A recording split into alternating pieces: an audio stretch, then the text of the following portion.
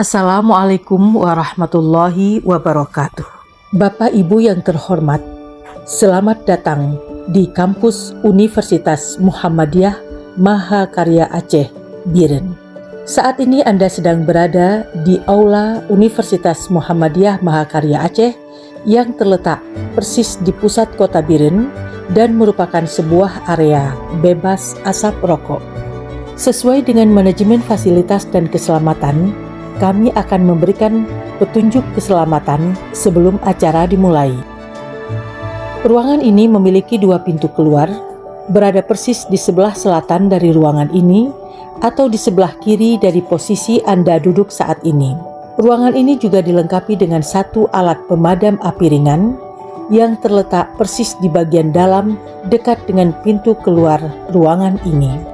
Apabila terjadi bencana, ikuti petunjuk tindakan evakuasi berikut ini. Pertama, tetap tenang, jangan panik, jangan berlari, ikuti petunjuk arah evakuasi menuju pintu keluar. Kedua, lepaskan sepatu hak tinggi Anda guna mengurangi resiko cedera. 3. Bila sudah berada di luar ruangan, jangan masuk kembali untuk mengambil barang yang tertinggal karena berisiko terhadap keselamatan Anda. Keempat, gunakan jalan terdekat menuju jalur evakuasi. Apabila terjadi kebakaran, jangan panik dan tetap tenang.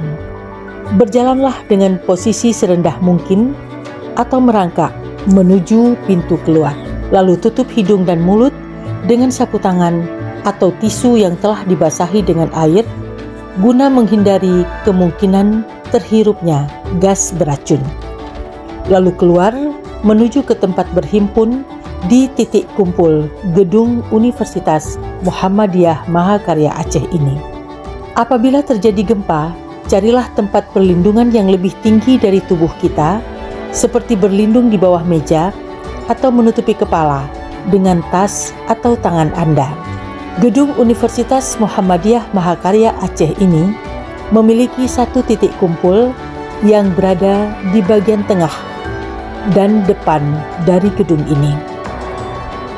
Saat ini di area kampus Universitas Muhammadiyah Mahakarya Aceh sedang tidak berlangsung simulasi penanggulangan bencana. Sehingga bila Anda mendengar aba-aba atau alarm bencana, maka dapat dipastikan bahwa itu benar adanya.